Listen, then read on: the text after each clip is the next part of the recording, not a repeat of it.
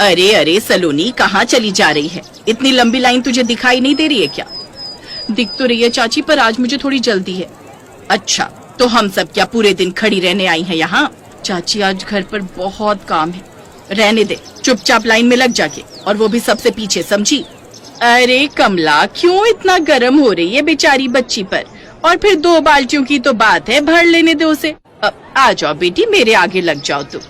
अब शुक्रिया आंटी, आप तो बड़ी अच्छी हो। अभी नई है ना मोहल्ले में, कुछ दिन बीत जाने दे, फिर ये भी तुझे भगाती दिखेगी। ओफो, आप तो रहने दो चाची। हाँ तो आंटी, अपने बारे में कुछ बताइए ना। मेरा नाम राधा है। वो मकान नंबर 404 है ना, मेरे बेटे ने पिछले हफ्ते ही खरीदा है उसे। अच्छा, खरीद लिया? मैंने तो सोचा कि आप किराए पर आए होंगे। चलो बढ़िया है। ओहो, अरे मुरी मैया, मैं इतनी बड़ी बात कैसे भूल गई। क्या हुआ बेटा? अरे आंटी, वो मुझे किराने की दुकान से कुछ सामान भी लाना था। अब पानी की बाल्टियां लेकर दुकान पर जाऊंगी तो और देर हो जाएगी। सच, आज तो बड़ी गड़बड़ हो गई।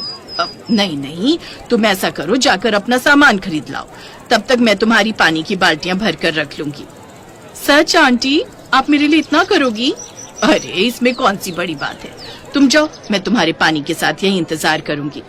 ठीक है आंटी, तो फिर मैं यूं गई और यूं आई। ये कहकर सलोनी वहाँ से चली गई, और फिर अपना नंबर आते ही राधा ने पहले सलोनी की बाल्टियां पानी से भरी और फिर अपनी बाल्टियों को भरकर वहीं किनारे पर खड़े होकर इंतजार करने लगी। लेकिन जब कई घंटों तक सलोनी वापस नहीं आई तो राधा की पड़ोसन कमला ने उसके पास आकर कहा, क्या हुआ राधा, सलोनी आई नहीं अब तक? वो आएगी भी नहीं, ये तो हर रोज का है उसका। अच्छा, तो फिर अब क्या, या तो उसका पानी यहीं छोड़कर चली जाओ अपने घर, या फिर ज्यादा महान बनने का शौक है तो वो सामने रहा उसका घर, जाओ जाकर पहुंचाओ उसकी बाल्टियां। अब मुझसे तो नहीं उठेंगी इतनी भारी बाल्टियां, रजत से जाकर बोलती हूँ, वो पहुंचाएगा। ये कहकर राधा अपने घर गई और फिर उसके कहने पर उसका बेटा रजत पहले अपने घर का पानी लेकर आया और फिर सलोनी की बाल्टियां उसके घर पहुंचा कर आया। फिर कुछ महीनों के बाद,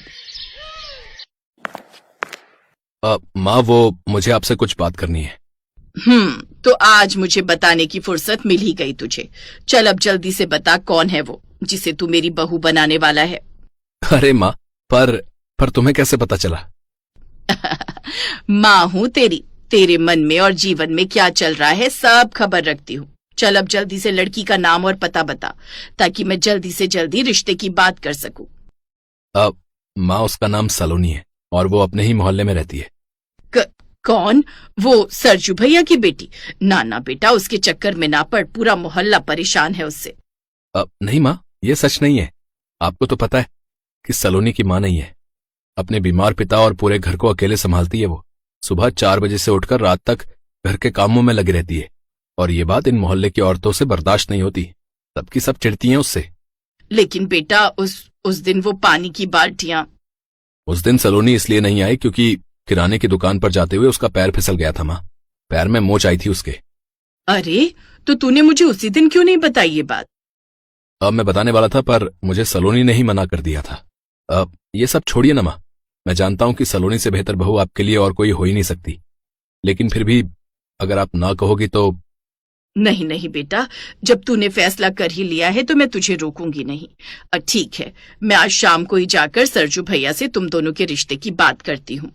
और इस तरह सलोनी रजत से शादी करके राधा की बहू बन गई। शुरुआत के कुछ दिनों तक तो सब ठीक रहा, लेकिन फिर रजत के काम पर जाने के बाद, सलोनी, उफ, क्या हाल हो रखा है घर का।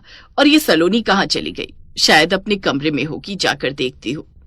ये सोचकर राधा सलोनी के कमरे में गई तो उसने देखा कि सुबह से 11 बजे सलोनी आराम से बिस्तर पर लेटी खर्राटे ले रही थी। ये देखकर राधा मुस्कुराई और उसने सलोनी के सिर पर हाथ फेरते हुए कहा, सलोनी बेटा, क्या हुआ? अब तक सो रही हो, तबीयत तो ठीक है? माँ जी, वो सिर में थोड़ा दर्द है, उठने की हिम्मत नहीं हो रही आज। कोई बात नहीं, तुम आराम करो, मैं देख लूंगी आज सब कुछ। राधा ने उस दिन घर के सारे काम अकेले कर लिए, लेकिन उसके अगले दिन और फिर उसके अगले दिन तक सलोनी के सिर का दर्द ठीक नहीं हुआ। बेटा चलो, मैं तुम्हें डॉक्टर को दिखाती हूँ। नहीं मम्मी जी, फालतू में मामूली से सिर दर्द के लिए दुनिया भर की महंगी दवाइयां लिख देगा डॉक्टर। अब मैं ठीक हो जाऊंगी। वो असल में बात यह है कि वहाँ पापा बिल्कुल अकेले हैं, तो बस उनकी ही टेंशन लगी रहती है मुझे। ओहो, तो ये बात तुम्हें पहले बतानी चाहिए थी ना मुझे। ऐसा करो, तुम सरजू भैया को यहीं पर। ना ना मम्मी जी, मेरे पापा बड़े खुददार हैं, बेटी के ससुराल में आकर कभी नहीं रहेंगे। अब आप कहें तो क्या मैं हर रोज कुछ देर के लिए उन्हें देख आया करूं? हाँ हाँ बेटा, क्यों नहीं, तुम बिल्कुल जाओ और यहाँ की चिंता मत करना। तुमसे जो हो सके वो करना, बाकी मैं सब संभाल लूंगी।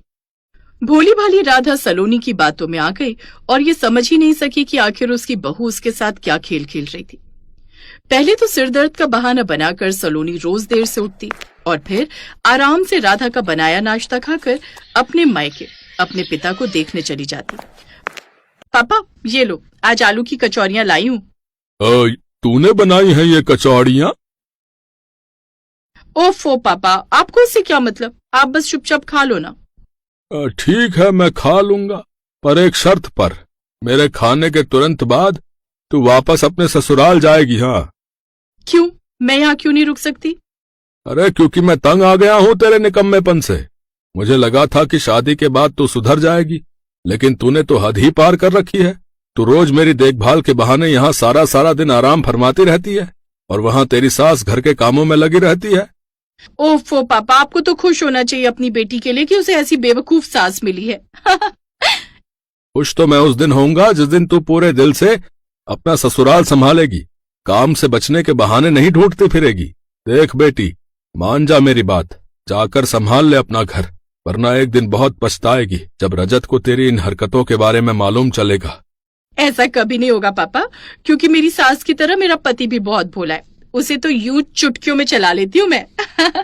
और फिर आपकी तबीयत का बहाना तो है ही मेरे पास। तब तो मैं भगवान से यही प्रार्थना करता हूँ कि वो जल्दी मुझे अपने पास बुला ले। सलोनी के पिता की ये प्रार्थना भगवान ने बहुत जल्द सुन ली और 1 महीने बाद ही वो चल बसे। कुछ दिन तो पिता की मौत के सदमे में निकल गए, लेकिन फिर। सलोनी, माँ की तबीयत ठीक नहीं है, जाओ जाकर खाना बना लो। हैं? मैं कैसे बना लूं? मेरी भी तो तबीयत ठीक नहीं है। दर्द से सिर फटा जा रहा है मेरा। ये क्या तरीका है सलोनी? जब मेरे सामने तुम इतनी बीमार रहती हो तो मेरे पीछे क्या हाल होता होगा तुम्हारा? यहाँ मेरा क्या हाल है ये आप क्या जानो। माँ जी आपके पीछे मुझसे दिन रात घर के काम करवाती है।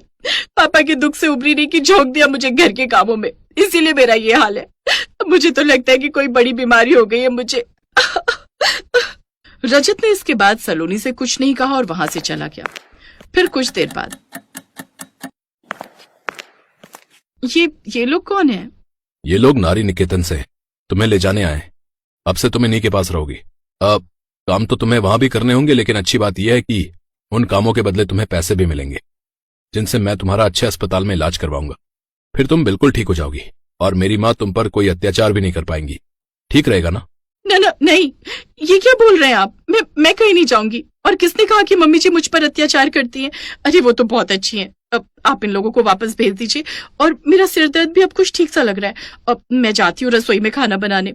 सलोनी की चालाकी अब उसके काम नहीं आने वाली थी, तो आखिरकार उसे अपने निकम्मेपन को ही छोड़ना था। सच ये था कि सलोनी के पिता ने मरने से पहले ही उसकी सारी सच्चाई खुद राधा को बता दी थी, लेकिन राधा ने समझदारी दिखाते हुए उस वक्त सलोनी से कुछ नहीं कहा। लेकिन बाद में रजत के साथ मिलकर उसने सलोनी को सही रास्ते पर लाने का फैसला किया और आखिर में वो कामयाब भी हुई।